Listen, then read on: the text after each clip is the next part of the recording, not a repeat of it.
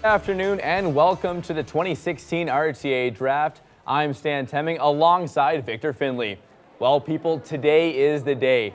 Right here in the Rogers Communications Centre in Toronto, Ontario, the top second years in the program will be selected by some of the best broadcast teams in the country.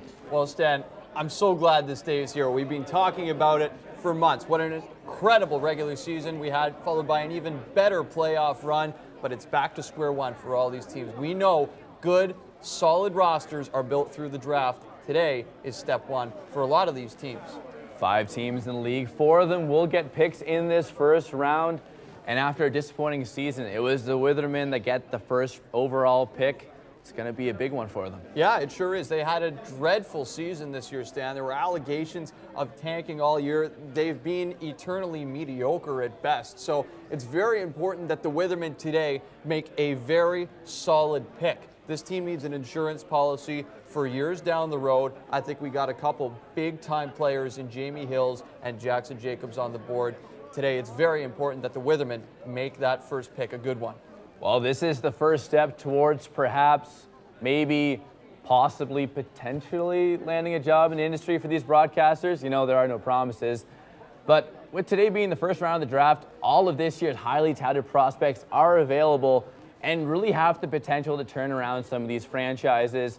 Who are you looking at, and who could surprise you today? Well, like I said, I think Jaxson and Jaime are the consensus for me, number 1, 2 picks in this draft. I would take Jaxson first overall. If I'm the Withermen, I think Jaime definitely isn't a stretch. Past that, you've got Derakhshani in that 3rd spot right now. He's a guy that could be a bit of a flip-flopper. Maybe he drops towards the end of the first round. Maybe he moves up into the top 2. Wouldn't shock me. And you've got Rabinovitch and Mike Cowley as well. Those 2 guys could be a coin toss for, I guess, 2 of the later round picks here in this first round. Right, Mike Cowley's character issues have come up numerous times. Will that be a big factor as an executive producer? Yeah, no doubt, but he's still going in the first round because he's an incredibly talented young man. I mean, the character issues and off-field allegations this year definitely don't help his stock right now. Well, the question on everyone's mind today is who will be selected first by the Withermen. The team's executive producer, Brian Withers, has made it clear all week he will not trade this pick. He truly believes that some individual that he needs to turn around his team is in this draft class, and you can't blame him. In the long history of this draft, many first overall selections have gone on to do big things in this industry. No question about it, Stan. Here, graphic going back to the 1980s when Scott Moore, Keith Pelly, both former first overall picks, have gone on to do amazing things in this industry. We're talking about Dwight Drummond, Jay Onrait have both gone through this draft. Cabbie Richards in the house today, and some recent picks as well. Taylor Scholden, 07, doing some great things in sports. That Aaron Graham, one of the best young prospects out of the 2013 draft, and myself, of course, in 2015. That's right, Victor Findlay, you were the first overall pick in last year's draft, so you know what these kids are going through. What was your mindset last year? You know, I had a big game of MLB 15, the show that night. Atlanta Braves, Toronto Blue Jays. I was up against Julio Teheran. You know, we're talking middle of May. This is a home series at the Rogers Centre. I needed to pull out a win that night. It was big, and I did as well. Edwin Encarnacion coming through clutch for me. Now, Vic, people have been talking about you especially because even though you were first overall last season, you're not currently on a starting roster. What's your health status right now? Yeah, well, you know, I blew out my UCL last year in the month of June, and yeah, it was definitely a tough break, Stan. And I'm not to the point yet where I'm ready to rehab, but I'm getting there, not ruling out the possibility of a comeback. Well, we now send it over to the first overall pick in the 1998 draft, League Commissioner Cabbie Richards. Hello and welcome to the 50th edition of the RTA Draft. I'm Cabral Richards, the league's commissioner. Today, the first round of selections will be made. Rounds 2 through 7 will take place tomorrow. The Withermen have the first pick in the 2016 RTA Draft. They are now on the clock. Well, after a disappointing 2015 season for the Withermen, they'll be looking to making a big splash in this draft. Which direction do you expect them to go, Vic? I think right now, if I'm the Withermen, I got to go with Jaxson Jacobs. This guy is very much an all-rounder. He doesn't really have any attribute that's lacking. He's got a couple that are in particular standouts for him. That's the technical ability and the on-air, on-camera ability as well. And I think for the Withermen, those are two areas where leadership can shine through, and that's the guy they need to lead this team going forward. Although Jamie Hill's definitely not a bad pick for them either. They definitely look trying to turn things around. They were a dynasty in the late 90s, but the roster has gotten old and depleted. Who could this first overall pick potentially bump out? Well, I think you got to look at Tyler Zoltek right now. He's their producer, and it's just been a number of off-air allegations after allegations after allegations ever since his first-round selection back a couple of years ago. I mean, we're talking about illegal sports gambling rings going on right now. I mean, this is not stuff you want to be associated with. It's absolutely crushed his trade market value. Not much you can do with him right now. And then you got a guy like Scott O'Sullivan as well. It seems like he's been around here forever. You know, at one point, a big-time first-round pick just never panned out. You're right. Zoltek and O'Sullivan, two old guys who really are playing like they just want to get their severance packages at this point. Well, we just found out the first overall pick is in. You'll find out who is selected after the break.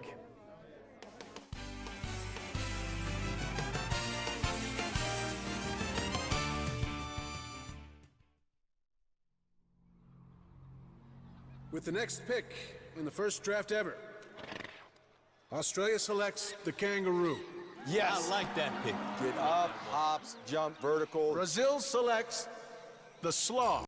Off the field issues. Not a locker room guy. The United States selects wheat. Wheat. Madagascar selects lemur. China, ginkgo biloba. Botswana selects the zebra. Uh-oh. And with the next pick, we have a trade. Mauritius has traded for the dodo bird. And Mexico selects... Beach. the avocado. Great pick. Love it. That makes a ton of sense. Rich volcanic soil. Perfect weather. That'll make avocados from Mexico the ideal year-round snack. Grown with love since the beginning of time. Avocados from Mexico.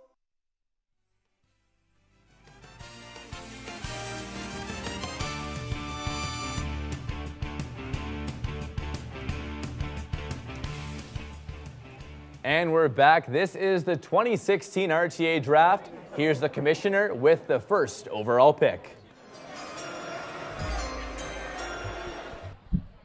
With the first overall pick in the 2016 RTA Draft, the Withermen select Jaxson Jacobs.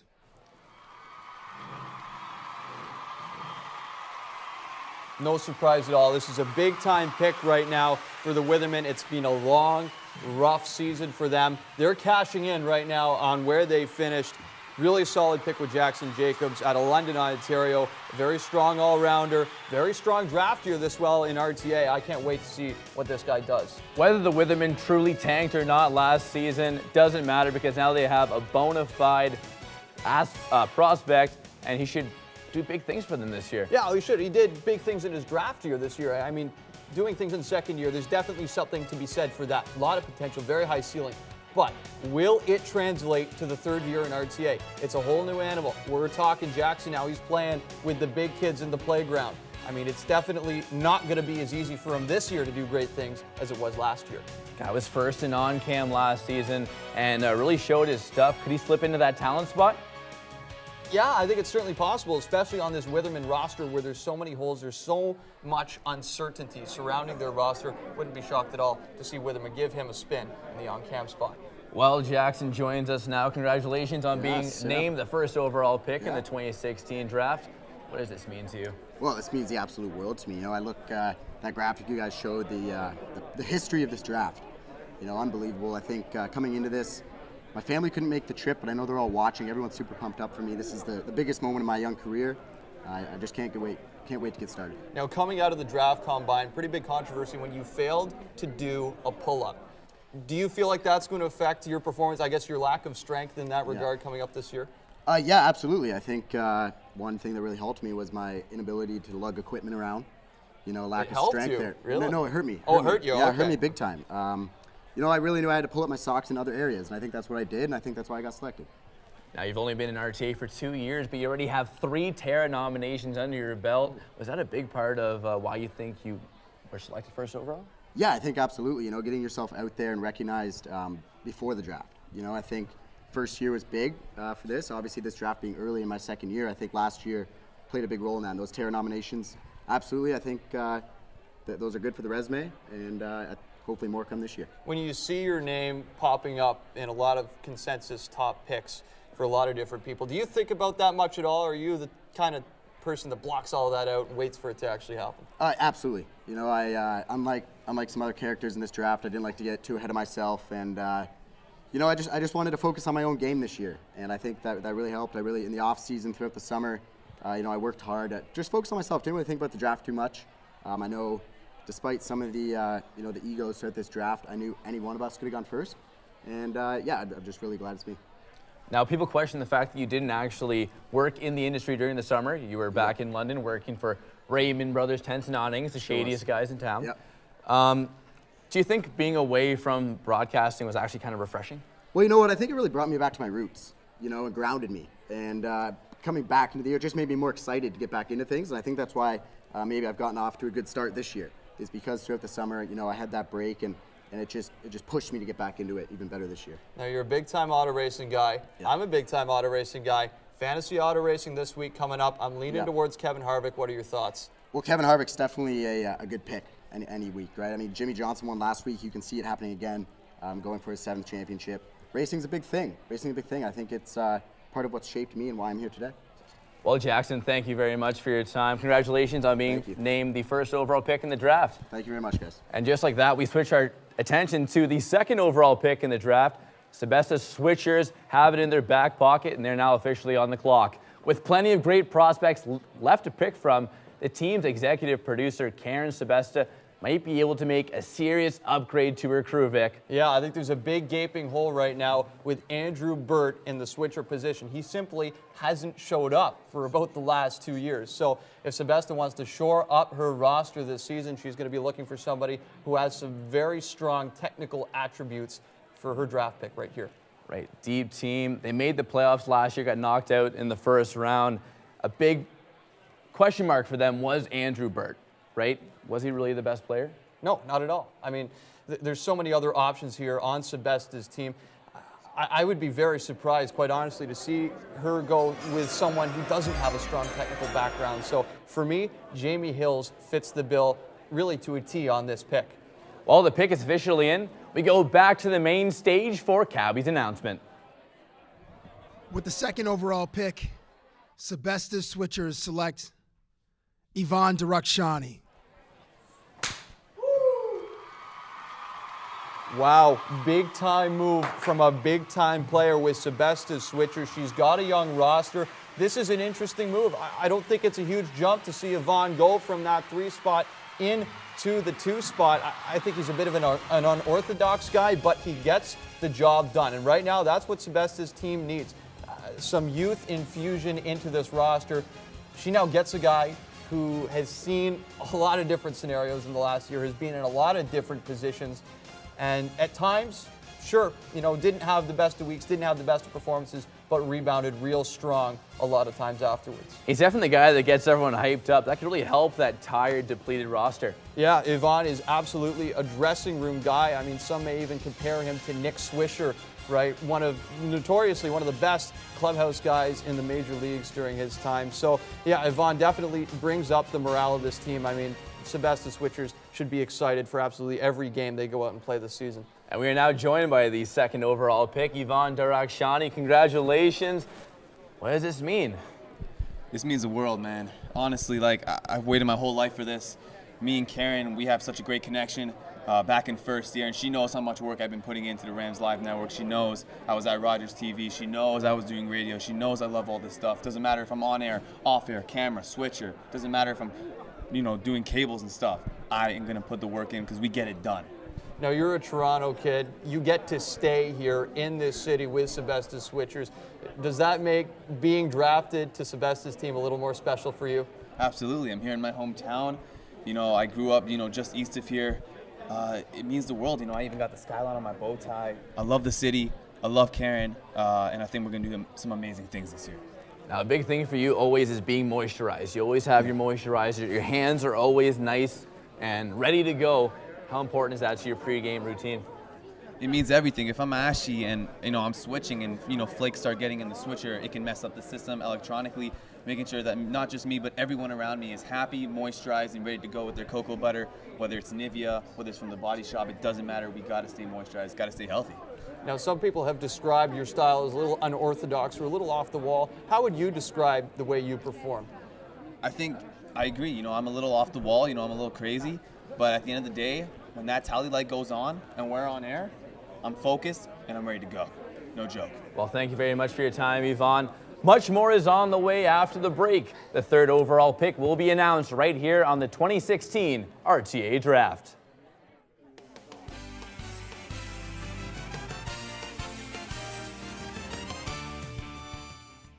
The Campbell's Chunky Everyman All-Star League. All right, Odell, you're up. I'm going with the big fella. Mitch Greenwald. He's a welder, volunteer fireman, and he makes tiny doll furniture for his daughter. Look how tiny it is. Dang it. I was going to pick Mitch. Adorable. Campbell's Chunky Soup, the hearty way to fuel your game. From the gas shortage of 01. Dude, we're gonna miss the first round. Could you please put your hands on my shoulders? To the gentleman's bet of 04. It's not that bad. Right? I love the horse. To the karaoke draft of 06.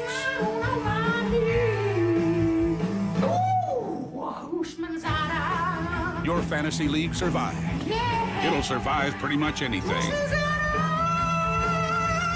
Sign up for free fantasy football at ESPN.com.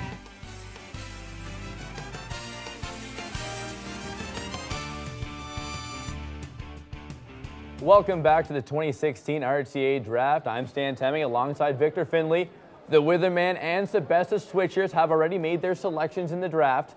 Now the attention turns to Berlin's Broadcasters with the third overall pick. What are they going to do with it, Vic?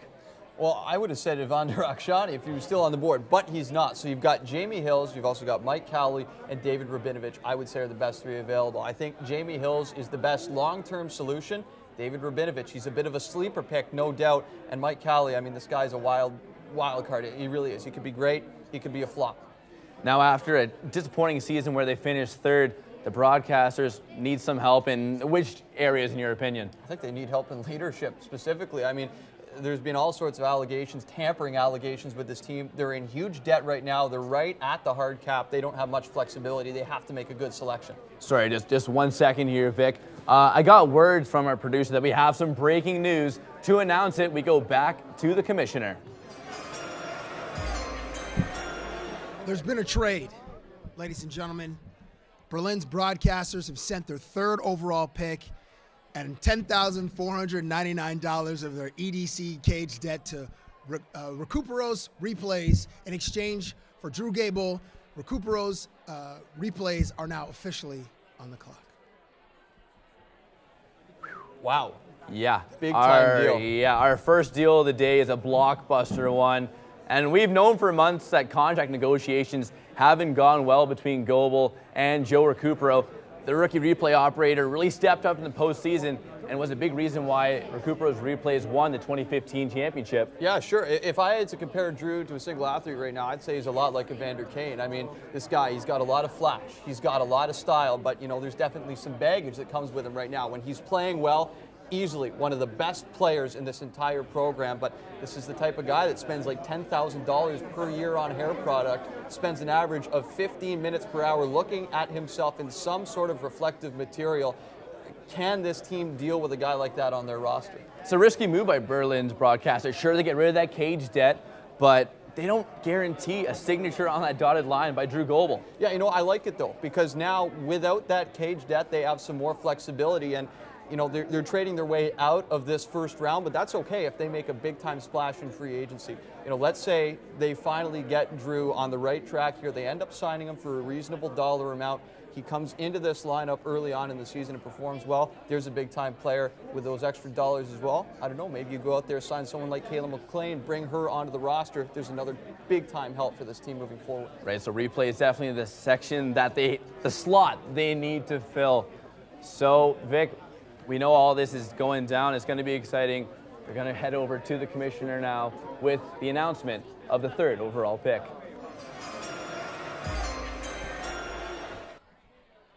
With the 3rd overall pick, Recupero's replays select Jaime Hills.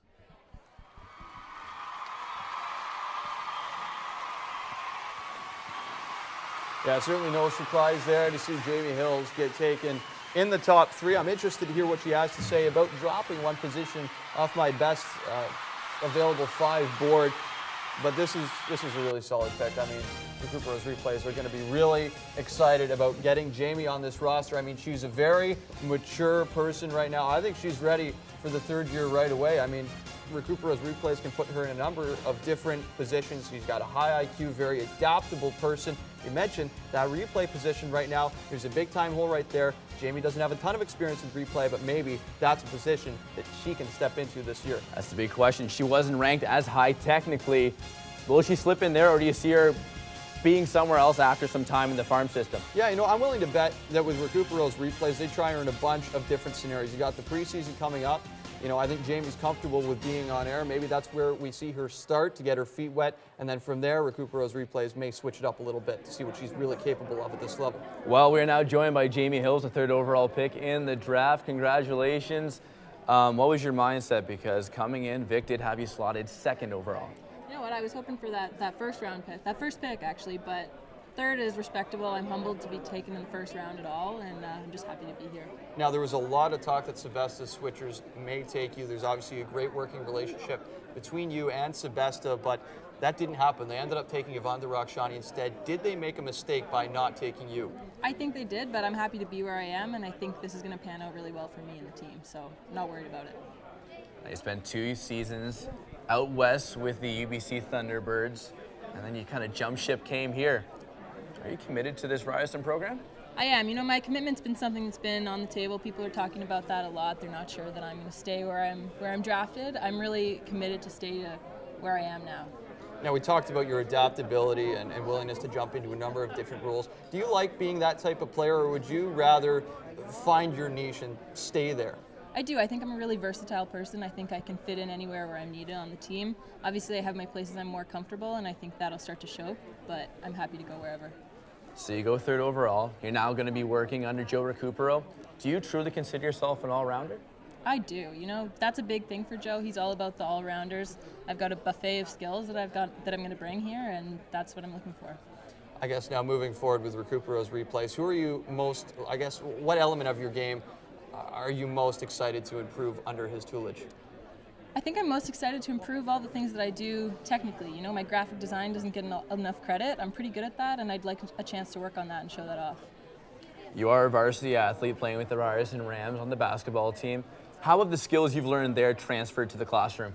I think my leadership skills are a pretty natural transfer. I'm pretty vocal. I'm really well known for that on the basketball team, and on the court that can apply easily to the broadcast room. When you talk about those leadership skills, you come into a team where there's already a few veterans. Do you expect to be a leader right away, or do you anticipate it may take a few years for you to develop into that role? I think I can naturally fit right in there. You know, I'm not worried about the experience or the time that they've spent there. I think that I can fit in pretty quickly. All right. Congratulations on being named 3rd overall, Jaime, and best luck with the upcoming season. Just like that, there's only 1 pick left in the 1st round of the draft. After making it to the final last season against Recupero's replays, Hanks Tank surrendered a 3-1 lead in the best-of-7 final. They'll be looking for someone to put them over the top this season. But, Vic, Toby Kerr is a bit of a question mark for them right now in the talent position. Yeah, I'll say there's been a lot of contract talks right now with Toby Kerr. Will he extend his contract with Hanks Tanks? There's been talks that he may end up going to Fox Sports 2 or potentially ESPN 8, the Ocho. Even Sky Sports Hungary is in on Toby Kerr right now. So we really don't know where this guy's going to land.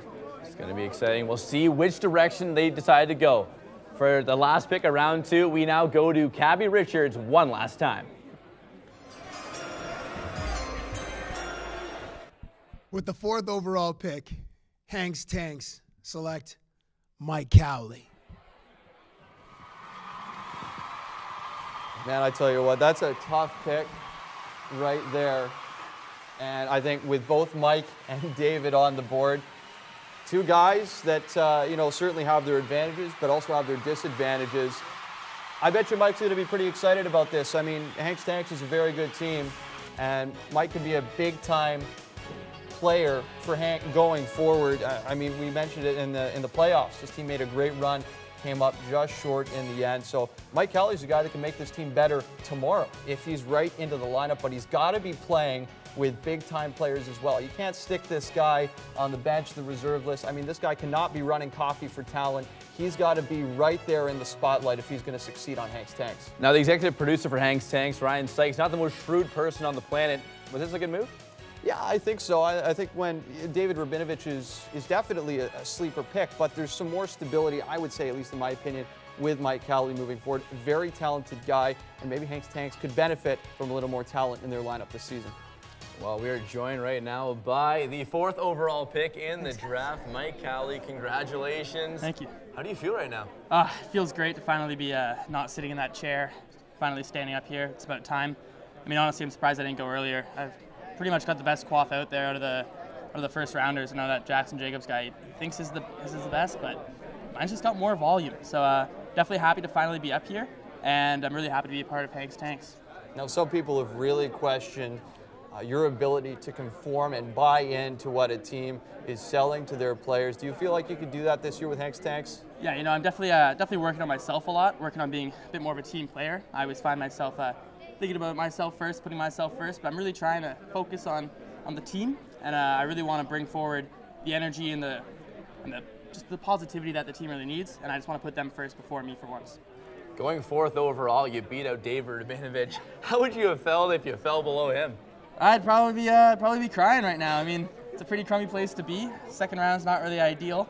It's a lot deeper, but he's a talented guy. He knows a lot about esports, and he's not out of the league. I mean, he's going to make an impact, and maybe it'll take more time. Maybe he won't go as noticed, but I really think that he does have the potential in this league. Now, you're a really talented guy in your own right. What type of players do you need to be playing with in order to reach your full potential this year? Well, I mean, I really need some other talent to bounce ideas off of.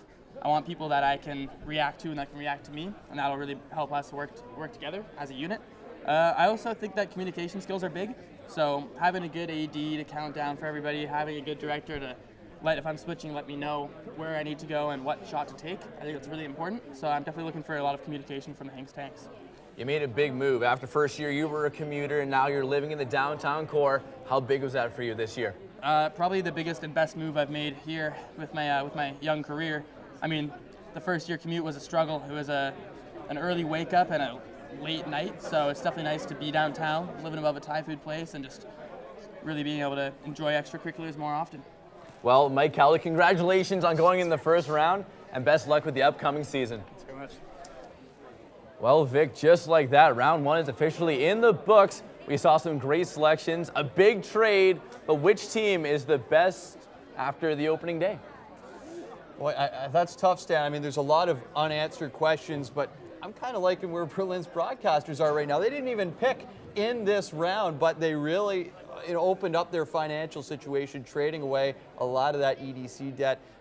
I mean, Deflategate, though, right now is big on the mind of Dan Berlin. He's got to be able to get that out of his mind, make sure all his players are ready to go, off the suspension list, off the injured reserve at the start of the year.